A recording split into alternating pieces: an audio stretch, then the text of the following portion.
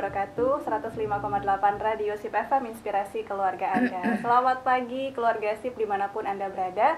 Semoga selalu dalam keadaan sehat walafiat ya. Amin ya rabbal alamin. Senang sekali di hari ini, hari Rabu ya, sahabat Seranda Ucang Naziha bisa kembali hadir menemani Anda. Dan tentunya kali ini spesial program Dialog Inspirasi kembali untuk Anda ya. Dan insya Allah selama kurang lebih 1 jam ke depan ya, kita akan ngobrol bersama narasumber kita yang tentunya berkompeten di bidangnya. Alhamdulillah bersama Uci di studio saat ini sudah hadir narasumber kita, ada Ibu Dr. Wirdaningsih MSI. Assalamualaikum Ibu. Waalaikumsalam warahmatullahi wabarakatuh. Sehat ya Bu ya? Alhamdulillah. Sudah lama nggak ketemu ya? Alhamdulillah. Kita ketemu lagi nih keluarga SIP ya. Tentunya kita akan membahas nanti satu topik yang sudah kita pilihkan untuk Anda. Insya Allah akan menambah pengetahuan kita juga ya.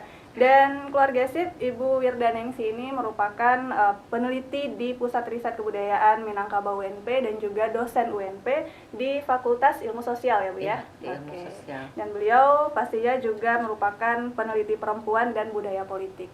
Nah, Ibu dan juga pendengar kita dimanapun berada, di tanggal 16 Oktober kemarin ya Bu ya, bertepatan dengan Hari Parlemen Indonesia ya, dan tentunya hari itu merupakan menandai bahwa adanya fungsi dari keterwakilan ya, ataupun lembaga perwakilan rakyat untuk mewadahi aspirasi masyarakat yang tentunya masyarakat akan menyuarakan aspirasinya dengan adanya keterwakilan anggota parlemen. Nah, di hari ini kebetulan kita berbicara dengan Ibu Wirdaningsih, seorang peneliti perempuan dan budaya politik nih keluarga SIP. Kita akan berbicara tentang mengapa penting ya, seberapa penting keterwakilan perempuan di parlemen. Nah, Bu Wirda, mungkin kalau kita lihat Ibu seorang peneliti juga ya, gimana sih saat ini tentang keterwakilan perempuan di parlemen gitu?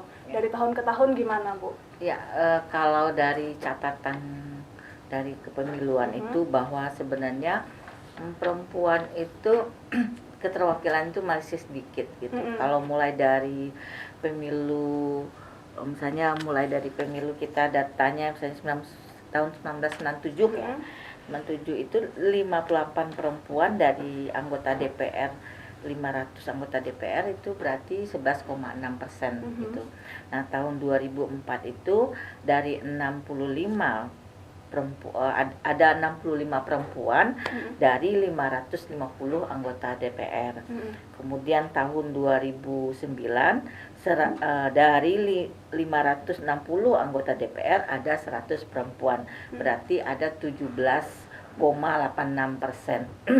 Kemudian di tahun 2014 anggota DPR itu ada 560 perempuan, itu berarti ada di 97 perempuan, berarti 17,32%. Sebenarnya turun ya dari tahun 2009 ke 2014. Nah, berarti realita perempuan itu, keterwakilan perempuan itu masih sedikit gitu. Jadi padahal kalau kita lihat sebenarnya kebutuhan keterwakilan perempuan itu kan sesuatu hal yang penting.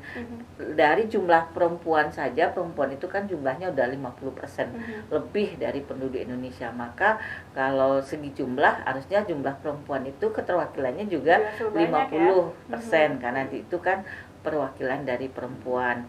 Kemudian isu-isu perempuan ini kan banyak, problem perempuan ini banyak, mulai dari problem kesehatan, problem politik gitu, problem pendidikan, problem pelindungan anak, kekerasan seksual, kekerasan pada anak, kekerasan keluarga, kemudian bagaimana juga pemberdayaan perempuan, peningkatan pendidikan perempuan, pendidikan ekonomi perempuan, banyaklah problem-problem terhadap perempuan, kesenjangan pendidikan terhadap perempuan. Kita kan juga akan menemukan gitu, misalnya pada daerah tertentu masih ada persepsi siapa yang perlu didulukan dalam mendapatkan pendidikan, karena ada konstruksi dari masyarakat bahwa laki-laki yang perlu didahulukan. Padahal sebenarnya tidak selalu, memang kita punya persepsi laki-laki jadi pemimpin, tapi kan tidak selalu. Misalnya kesempatan pendidikan harusnya sama gitu, pendidikan mau perempuan sama laki-laki itu sama. Nah, dalam realita penelitian kan karena penelitian menemukan gitu, karena ada konstruksi dari masyarakat mendahulukan anak laki-laki untuk mendapatkan kesempatan. Dasar pikirannya kalau perempuan lebih suka lebih baik di rumah, kalau jauh perempuan berbahaya. Kemudian kalau pendidikannya jauh, maka kesempatan pendidikan itu kurang diberikan perempuan. Itu ada realita-realita masyarakat. Sebenarnya itu kan tidak, ketika ada diberi kesempatan kebijakan bahwa pendidikan itu sama untuk perempuan. Malah memang terakhir itu karena perjuangan itu ada afirmasi terhadap beasiswa itu terhadap perempuan. Itu kan salah satu langkah karena ada beberapa isu perempuan diperhatikan gitu. Jadi termasuk juga kesehatan, termasuk juga kepada pemberdayaan ekonomi dan sebagainya. Problem sosial perempuan itu banyak. Kemudian yang ketiga yang menjadi catatan bagi kita, orang yang mengetahui apa yang menjadi problem perempuan, masalah perempuan, tentu laki-laki juga tahu, tapi kan juga akan lebih tahu, lebih yang secara rasa itu juga perempuan yang lebih tahu. Sakitnya perempuan tentu perempuan yang lebih dahulu tahu sakitnya gitu. Nah, maka keterwakilan perempuan itu menjadi penting gitu. Karena undang-undang yang dibikin oleh badan legislatif itu kan harus merujuk kepada apa yang menjadi permasalahan yang ada di dalam masyarakat, merujuk kepada apa yang menjadi kebutuhan. Maka kebutuhan perempuan tentu diaspirasikan lewat perempuan, dan satu lagi isu perempuan ini perlu kerjasama dan kolaboratif dari berbagai pihak gitu. Maka menjadi penting lah keterwakilan perempuan itu. Nah tadi dari data yang Ibu sebutkan tadi kan ada sempat terjadi penurunan tuh di 2010 ke 2014 ya. Dan mungkin itu data secara nasional ya Bu ya? Ya, secara nasional. Nah kalau Ibu melihat sendiri di daerah kita, terutama Sumatera Barat ini, kira-kira keterlibatan perempuan bagaimana di dunia politik? Hampir sama gitu. Hampir sama sedikit ya, merata kita ya? bandingkan saja kalau yang DPRD provinsi gitu, DPRD provinsi itu kan ada 3 gitu karena perempuannya gitu. Itu kan masih minoritas gitu di dalam keterwakilan. Kalau saat ini, kalau yang di pusat, kalau untuk Sumatera Barat ada Ibu Nevi, Bu Nevi, kemudian Bu Lisda Hendrajoni, kemudian ada Ataro Gauti, yang itu untuk DPR RI. Kemudian kalau untuk DPR RI provinsi ada Bu Leliarni, ada Ibu satu lagi Bu Siti Izati, jadi ada satu lagi Ibu kayaknya Bu Rosi kayak. Nah, 3. Jadi masih jumlahnya itu sangat kecil juga. Artinya keterwakilan perempuan itu belum memenuhi apa yang menjadi maksimalisasi partisipasi politik, sehingganya di dalam pengambilan keputusan yang terkait dengan kenegaraan, pengambilan keputusan kebijakan untuk kebermasyarakatan, tentu itu masih minim gitu. Apalagi kalau di daerah kita emang kita Minangkabau gitu ya, dengan peran seorang perempuan adalah bundo kandung gitu ya, mungkin juga punya peran politiknya juga di dalam rumah gadang ya Bu ya, makanya menjadi penting juga seorang perempuan itu terlibat atau adalah keterwakilan di parlemen gitu ya. Iya, kalau secara kultur sebenarnya kalau dikaitkan dengan kultur budaya Minangkabau, partisipasi politik dalam budaya Minangkabau sebenarnya tinggi terhadap perempuan.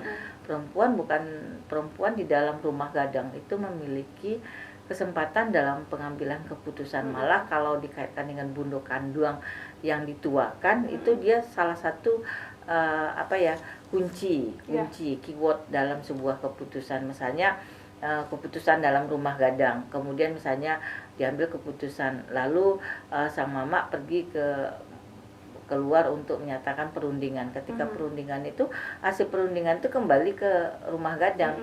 Nah, rumah gadang si bundo kanduang itu sepakat atau tidak sepakat menentukan. Ketika dia mengatakan tidak sepakat, itu bisa batal. Gitu. Nah, jadi kalau dalam budaya Minangkabau, pengambilan keputusan itu kan ada di dalam ruang tengah rumah gadang. Ruang tengah itu kan adalah sarana demokrasi, sarana musyawarah mufakat. Dan sarana mufakat itu kan bagi rumah gadang itu perempuan sama laki-laki mendapat kesempatan untuk ikut dalam pengambilan keputusan itu gitu. Mungkin beda juga dengan beberapa budaya-budaya daerah lain gitu. Budaya daerah lain malah misalnya di dalam rapat pertemuan keluarga istana nggak masuk perempuannya gitu, atau memang berada dalam posisi di tempat yang membuat dia tidak ikut gitu, malah ada hal yang membuat mereka menjadi termarginalisasi tersendiri. Jadi setiap budaya itu beda-beda dalam memahami kedudukan perempuan, tapi Minangkabau memiliki dalam hal partisipasi politiknya ya. Beda lagi nanti persoalan yang kesempatan menjadi kepala bupati atau itu beda lagi pemahamannya. Tapi dalam hal partisipasi politik dalam mengambil keputusan, orang perempuan Minangkabau itu boleh dikatakan tinggi. Apalagi kalau lihat dari garis keturunannya, ekonomi perempuan yang pegang. Jadi harta pusaka tinggi ya, bukan harta pusaka rendah. Harta pusaka tinggi itu kan kalau dikaitkan dengan itu adalah wasiat gitu. Kalau wasiat itu kan wasiat dari nenek moyang gitu, bahwa kalau harta yang sudah yang sifatnya turun-temurun ini diberikan kepada perempuan, dikelola oleh perempuan.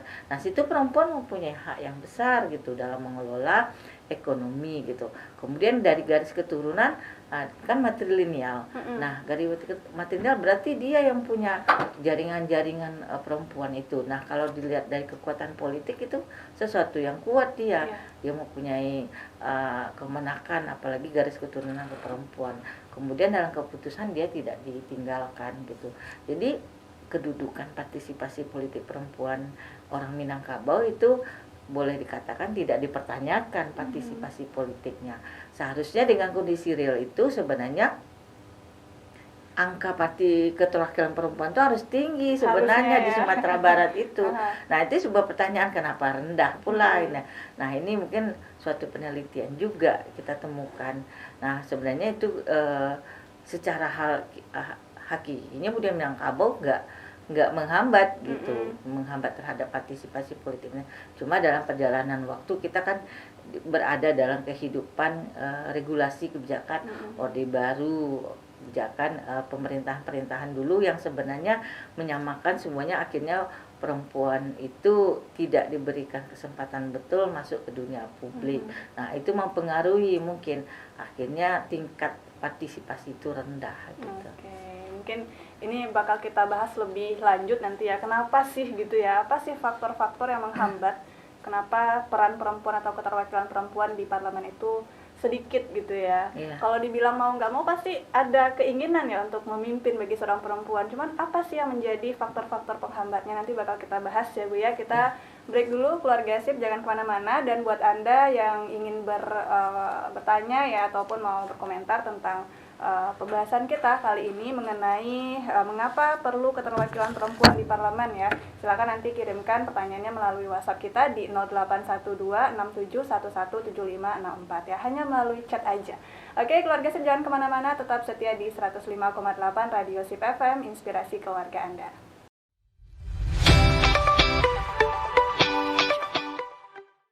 Ya, kembali lagi bersama Uci Al-Naziha, keluarga sip, dan kita masih dalam program Inspirasi Pagi Special Talk Show ya, bersama Ibu Dr. Wirdaningsih MSI. Beliau merupakan peneliti perempuan dan budaya politik serta dosen UNP Fakultas Ilmu Sosial. Dan kita masih membahas tentang mengapa perlu keterwakilan perempuan di parlemen ya, dan tentunya buat Anda yang ingin bertanya ataupun mau berkomentar atau sharing juga boleh ya, silakan kirimkan pertanyaannya melalui WhatsApp kita di chat di 081267117564. Nah, kita kembali ke Ibu Wirda. Nah, kalau tadi kita sudah membahas gimana perkembangan ataupun bentuk keterwakilan perempuan di parlemen ya Bu ya, ternyata memang masih sedikit gitu. Nah, kira-kira dengan fenomena yang terjadi, apa sih faktor yang menyebabkan minimnya gitu ya, menghambat sehingga minimnya peran perempuan dalam politik? Nah, dari beberapa penelitian yang ada gitu kan, kita temukan sebenarnya keterwakilan perempuan itu pertama kesadaran partai politik. Karena partai politik kan yang salah satu mengajukan nama-nama yang menjadi wakil rakyat itu. Nah, misalnya itu kesadaran itu yang mungkin belum memberikan pendidikan politik kepada perempuan, sejauh mana perempuan diberikan akses untuk duduk sebagai perwakilan. Malah dalam beberapa realita yang kita jadikan perempuan tadi, kalau tahun-tahun sebelumnya kan dijadikan nomor sepatu misalnya, ya masuk gitu untuk perempuan karena ada kebijakan afirmasi 30%, tapi nomor perempuan itu nomor 7, 8, 9, tapi jadi nggak bisa ikut gitu. Kemudian berubah juga, ada kebijakan baru, ada kekuatan baru supaya perempuan harus ada di dalam lingkungan 1, 2, 3 gitu, nama sistem zigzag. Nah, atau di antara 1, 2, 3 itu ada perempuan gitu. Itu pun dilaksanakan, tapi akhirnya juga perempuan nggak masuk juga karena memang faktor kekuatan kualitas dari perempuan juga untuk itu belum bisa. Jadi kesadaran politik memberi kesempatan kepada perempuan itu dalam beberapa penelitian masih rendah. Yang kedua, memang kualitas dari perempuan itu masuk ke ranah politik itu kan butuh gitu, sumber daya dirinya, baik kemudian jaringan sosialnya, kemampuan dia dalam melakukan aspirasi masyarakat, kemampuan dia memperjuangkan rakyat, kemampuan dia untuk berkolaborasi dengan rakyat. Itu juga perempuan mengalami degradasi atau mengalami tidak mengalami sebuah peningkatan juga gitu. Nah, kemudian yang ketiga juga memang konstruksi masyarakat kita belum memahami. Banyak orang kalau belum menginginkan perempuan, padahal kan ini kan sebuah partisipasi atau keterwakilan gitu ya. Masih punya konstruksi berpikir bahwa perempuan itu domestik, laki-laki publik, padahal pada hal tertentu perempuan juga masuk ke publik dalam hal keterwakilan ini gitu. Nah, itu masih kuat ada konstruksi itu di masyarakat, sehingganya untuk memilih perempuan itu juga rendah. Malah kalau kita kategorikan perempuan memilih itu kan ada yang tidak suka memilih perempuan gitu. Nah, kemudian ada juga tidak peduli mau perempuan apa laki-laki, malah memang ada yang anti gitu. Malah dalam ilmu psikologi kan kalau perempuan sama perempuan, kalau perempuan menginginkan perempuan nggak lebih dari dirinya gitu kan, banyak itu juga. Jadi kategorinya ada 3 gitu. Nah, itu pun nggak terjadi. Nah, ada konstruksi berpikir dari masyarakat terhadap perempuan, maka keterpilihan perempuan itu masih rendah gitu. Selain itu juga memang sebenarnya perempuan yang memang masuk ke dunia politik itu memang dia mau berani masuk juga itu ketika dia sudah survive gitu, kondisi keluarganya udah selesai gitu. Misalnya pekerjaan rumah tangganya itu kalau dia maju menjadi anggota wakil rakyat, ya dia sudah punya asisten rumah tangga, punya ekonomi yang mendukung, keluarga yang mendukung gitu. Kemudian dia pekerjaan yang sifatnya mengganggu dia untuk bisa maksimal di publik itu juga sudah hilang. Nah, jadi banyak faktor lah yang menyebabkan keterwakilan perempuan itu masih rendah. Yang penting ketika seorang perempuan itu ingin terlibat di dunia politik, urusan domestik harus udah ini dulu ya Bu ya, termasuk dulu ya. Yang memang harus selesai rumahnya. Memang rata-rata mau bangun itu ketika dia memang persoalan rumah itu dia tidak terikat dengan menyelesaikan pekerjaan rumah tangganya. Sudah ada asisten rumah tangga, sudah ada yang anak-anak sudah besar itu bisa dia, tapi kalau anak-anak masih kecil kemudian urusan rumah tangga ada di beban dia gitu, itu belum bisa maju. Dukungan keluarga itu menjadi penting gitu. Jadi dia bagaimana dia bisa maksimal bekerja di publik tapi dia punya beban ganda gitu, beban rumah tangga yang belum selesai. Sebenarnya kan kalau persoalan domestik itu kan memang bisa diselesaikan. Ya, kita punya apakah dengan alat teknologi mesin, dulu orang kan kalau nyuci sama tangan, sekarang sudah ada mesin yang lebih canggih. Dari kita masuk sudah segar saja bajunya itu kan juga sudah ada. Itu kan menolong perempuan juga untuk dia bisa ke publik, karena memang realita masyarakat belum bisa melepaskan posisi domestik itu, belum bisa lepas dari perempuan gitu.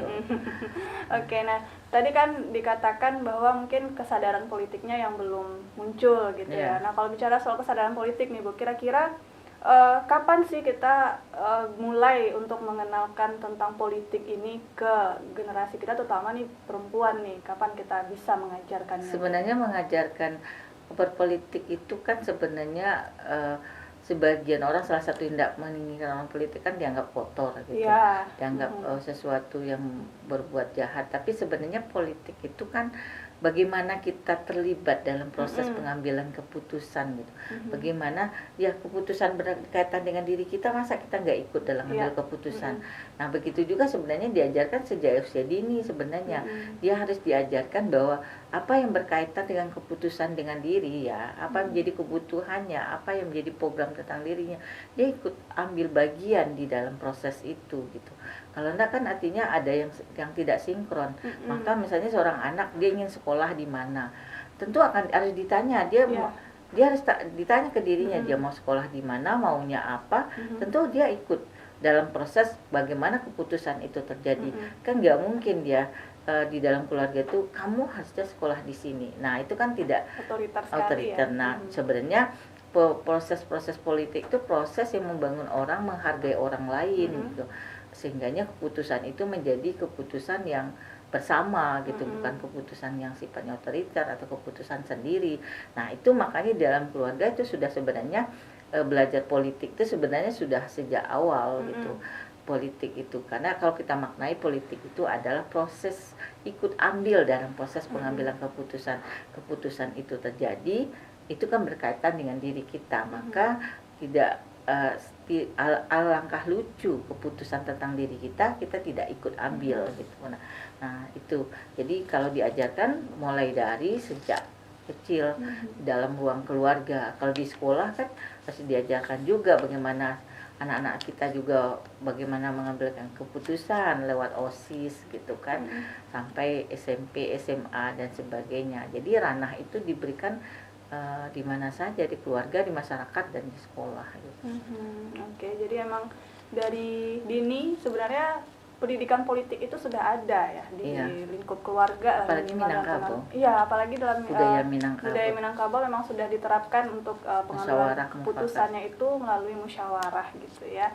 Oke deh. Nah, selanjutnya Bu, mungkin kalau untuk keterlibatan perempuan ini misalnya dia sudah bergabung nih menjadi sudah mewakili lah gitu ya untuk perempuan, dia sudah duduk di parlemen misalnya gitu ya. Kira-kira sebenarnya apa sih tantangan terberat bagi seorang pemimpin, misalnya dikatakanlah seorang perempuan yang gabung di politik gitu ya, apa tantangan sebenarnya yang dia hadapi sehingga mungkin akan menjadi pelajaran juga lah buat kita yang ingin bergabung di dunia politik itu gitu. Iya, pertama yang konstruksi masyarakat kepada dia juga itu menjadi pengaruh besar gitu. Di dalam keputusan misalnya di dalam rapat-rapat itu dia dianggap seperti apa gitu. Maka seorang yang menjadi wakil rakyat dia harus profesional menjadi wakil rakyat di situ. Jangan posisikan misalnya keperempuanan maksudnya manja atau yang identik dengan lalu pemalu dan sebagainya. Memang harus tuntutannya itu kan profesi wakil rakyat. Kalau kita wakil rakyat memang yang kita perjuangkan adalah menyampaikan apa yang menjadi kebutuhan dan keinginan dari masyarakat. Nah itu tantangan juga, kadang-kadang persepsi ke dia itu juga jelas, kamu perempuan, ngapain kamu ikut-ikut aja lah sama kita gitu. Keputusan kamu nggak ikut-ikut dengan enggak. Nah seperti itu juga dalam beberapa kita penelitian itu ditemukan gitu.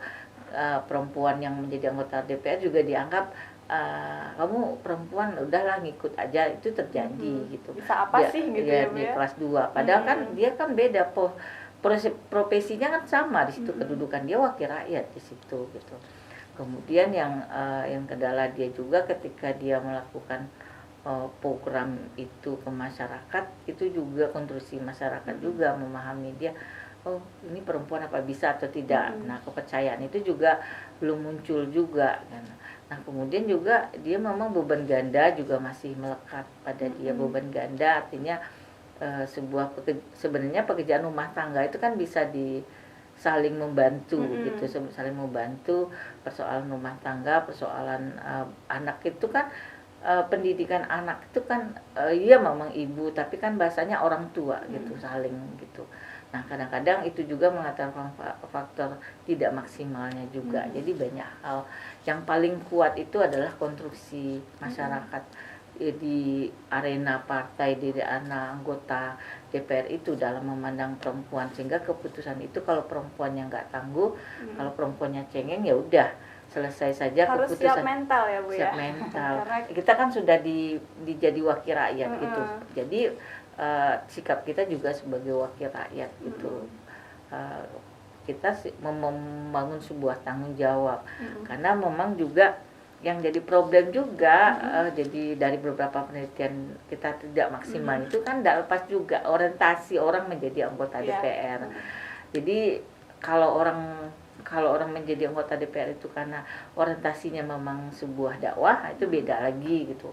Orientasinya udah sebuah amanah, beda lagi. Tapi kan ada juga orientasi orang kekuasaan, atau orientasinya memupuk kekuasaan atau keuangan juga ada juga untuk atau prestise diri kan banyak. Jadi nggak maksimal ya dalam itu juga aspirasi masyarakat ya. Iya, kadang-kadang terjadi misalnya anggota DPR misalnya lebih dia menjadi anggota DPR karena prestise, ketika dia sudah terpilih dia nggak memperjuangkan. Nah itu kan banyak. Tapi kita nggak mengatakan sebuah anggota DPR seperti itu, tapi ada varian-varian lah anggota DPR itu berada di perwakilan rakyat itu. Oke, mungkin yang janji-janji manisnya gitu ya. Sekarang nih rakyat mau menagih gimana caranya gitu ya, mau di demo pun kadang masyarakat seolah terbungkam gitu ya. Nah makanya apalagi nih dalam kasus-kasus perlindungan perempuan ya Bu ya, makanya sangat dibutuhkan keterlibatan atau wakil perempuan juga di parlemen tentunya ya. Nah tentunya apa sih yang perlu kita lakukan ataupun kita gerakan gitu ya, agar keterlibatan perempuan dalam dunia politik ini maksimal gitu. Karena memang seperti yang Ibu sebutkan tadi, jumlah perempuan juga banyak gitu ya. Harusnya juga adalah wakil perempuan yang mewakili ataupun tempat menampung aspirasi masyarakat, khususnya kaum perempuan. Ya nanti bakal kita lanjutkan ya Bu ya. Di Keluarga Sip, tetap setia di Inspirasi Pagi Special Talk Show.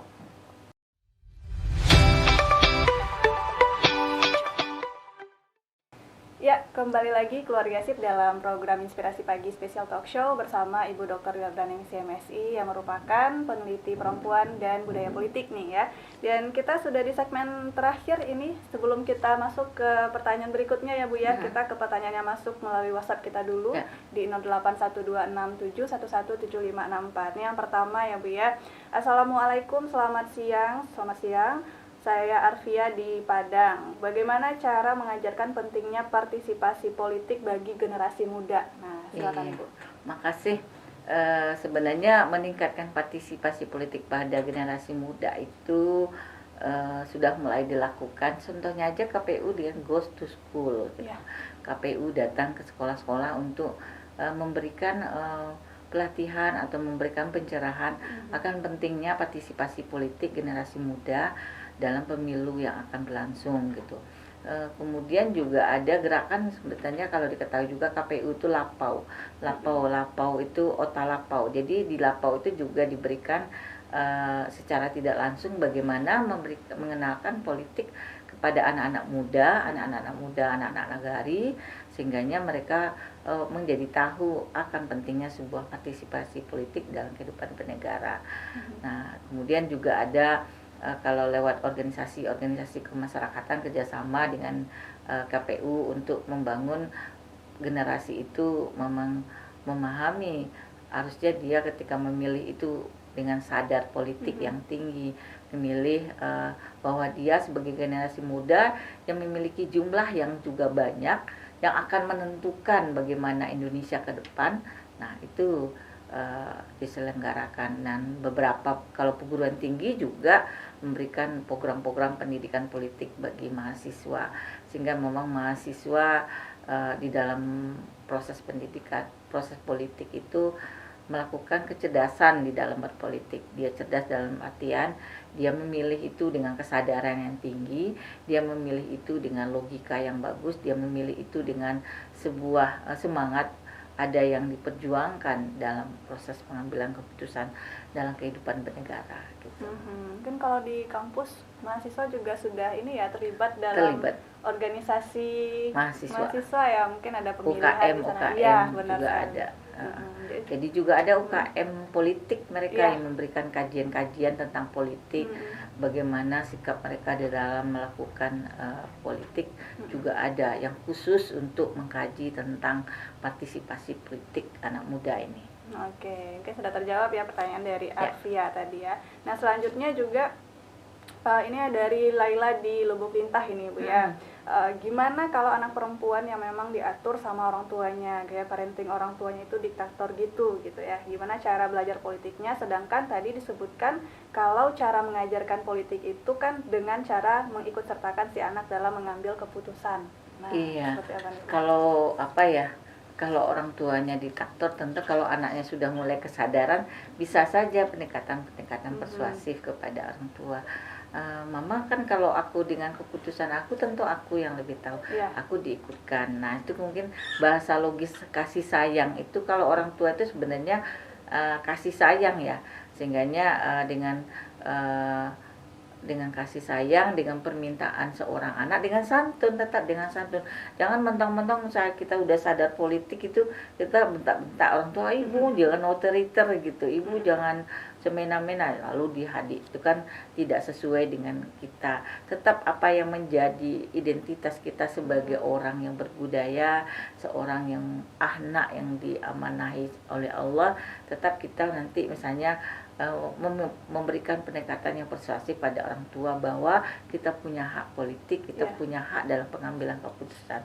Dan kalau kita logikanya masuk dengan dasar-dasar kasih sayang, tentu orang tua juga akhirnya memahami bahwa apa yang menjadi keputusan untuk anaknya juga harus terlibat.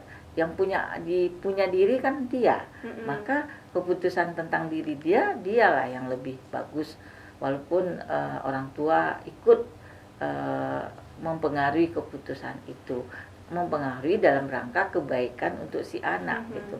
Jadi semuanya itu ada prosesnya, ada sebuah pendekatan yang dilakukan kepada orang tua bahwa kita sebagai anak butuh berpartisipasi politik di dalam, minimal dalam keluarga gitu.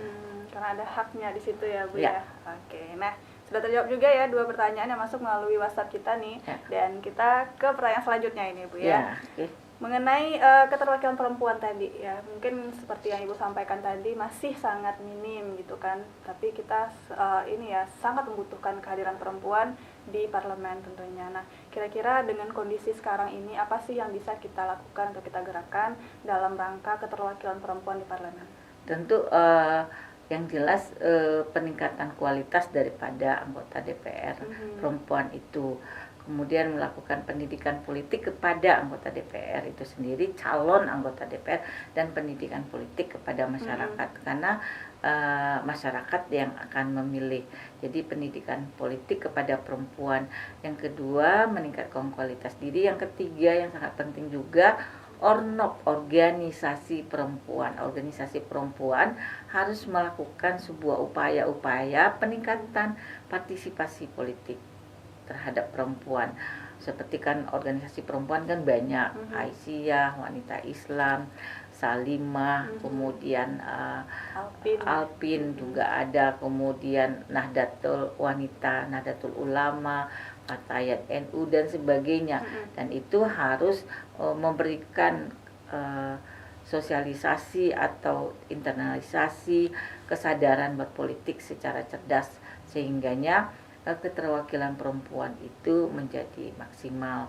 Yang sangat penting, orang-orang yang memang berkeinginan menjadi wakil rakyat itu mengisi dirinya menjadi integritas dan melakukan fakta integritas dengan masyarakat, sehingganya dia tetap dipercayai dan bisa menyalurkan apa yang menjadi aspirasi dari masyarakat perempuan itu. Oke, nah ini mudah-mudahan dengan obrolan kita ini bisa memberikan kesadaran politik juga ya untuk kita, terutama bagi kaum perempuan ya, karena memang keterwakilan kita di parlemen itu sangat penting ya, seperti halnya sudah disampaikan di segmen sebelumnya oleh Bu Wirda tadi ya. Dan mungkin di segmen terakhir ini Bu bisa kita berikan closing statement juga untuk pendengar kita ataupun penonton kita ya. Apa sih pesan kita untuk para perempuan baik yang belum bergabung nih di dunia politik ataupun yang akan bergabung ataupun yang sudah berada di parlemen ini Bu? Keterwakilan perempuan itu penting. Nah, ketika kita juga memilih perempuan itu, lakukanlah dengan kesadaran politik yang tinggi. Artinya kita juga memilih dengan memahami siapa perempuan yang akan kita pilih, lalu kita melakukan sebuah fakta integritas supaya dia punya kesenambungan ketika dia menjadi wakil rakyat gitu. Jadi cerdas berpolitik, baik sebagai yang dipilih maupun yang memilih. Kemudian yang sangat penting, persoalan keterwakilan perempuan ini tidak persoalan hanya perempuan bisa dipilih menjadi wakil rakyat, tapi sejauh mana perempuan itu mampu menyelesaikan isu-isu masalah perempuan dan anak, dan dia dapat memberikan solusi terhadap pemberdayaan perempuan itu sendiri. Nah, itu yang kita harapkan sekali. Oke. Baik, cukup Ibu ya. Oke, terima kasih untuk waktunya hari ini sudah memberikan inspirasi ya buat kita semua. Mudah-mudahan nanti dengan obrolan kita ini bisa bermanfaat pastinya buat kita semua, terutama kaum perempuan yang bergabung ataupun yang mewakili lah ya rakyat Indonesia, khususnya Sumatera Barat gitu di parlemen. Dan kita insya Allah akan ketemu lagi di Rabu selanjutnya Keluarga Sip ya, bersama narasumber berikutnya juga dengan pembahasan yang tentunya lebih menarik. Dan Ibu terima kasih sekali lagi. Terima kasih, selamat melanjutkan aktivitas kembali ya Keluarga Sip juga. Terima kasih untuk Anda yang sudah setia di frekuensi 105,8 FM maupun via YouTube kita di Sip Media. Saatnya Uci pamit, kita akhiri dengan doa kafaratul majelis. Subhanakallahumma wa bihamdika asyhadu alla ilaha illa anta astaghfiruka wa atubu ilaik. Wassalamualaikum warahmatullahi wabarakatuh. Salam.